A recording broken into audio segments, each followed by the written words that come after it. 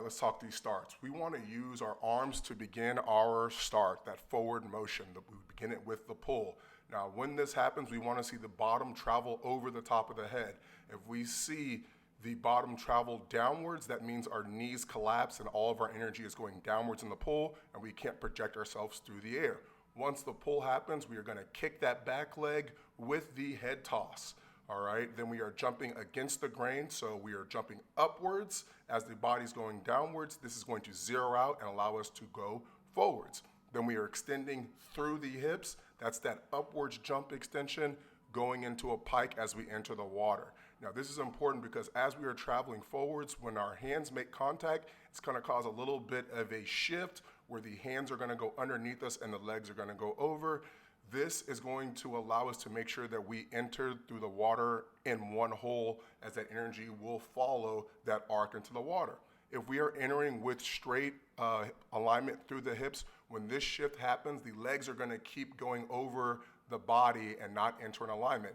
Now, with our younger swimmers who are maybe entering the water with a much more loose core, this is where we see that scorpion type look when they are hitting the water, because the body is not aligned and they're hitting in a straight line in the water.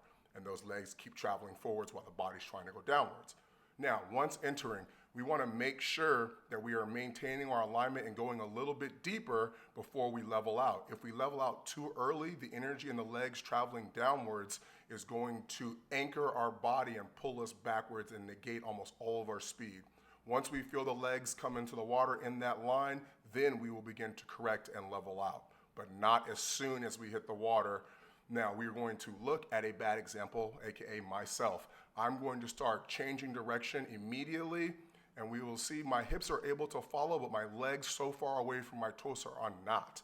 As a result, my legs sink, they anchor my body, and it pulls my whole body almost backwards, killing most of my speed. You can see this a lot more effectively and a little bit faster of a clip where those legs hit and my speed just dies. Now, we're going to look at another bad example. Now, for our beginner athletes, we just want to pull and jump, get off the block, enter in a streamline.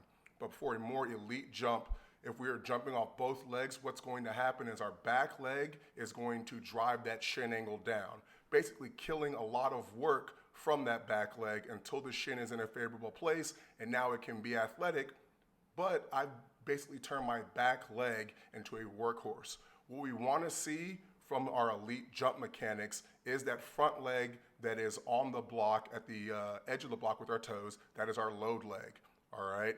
The second leg, the kick leg, is going to be a spring leg. As we can see, the spring leg is creating force for about half the amount of time. So we want to use that pull. That front leg is the load leg. We're dropping that shin angle. You can see that load leg shin angle is pointed at the basket. That second leg is going to hit, our kick leg hit the wedge, and that is going to allow us to generate a lot more force like we are able to see basketball players do. Load leg, spring leg. Here we are looking at Nathan Adrian. We're looking at tall athletes because they have to hit the water correctly. We have that load leg. We are pulling with the arms. That is going to drop that shin angle, and then we are going to have that back leg act as that spring leg to launch us through the air. We have that shin angle pointing us where we want to go. We see that back leg, that green line spike. We have that spring leg, we're in the air, we're extending through the hips, we are hitting our pike, and then we are entering in the water in a straight line, low splash, super clean.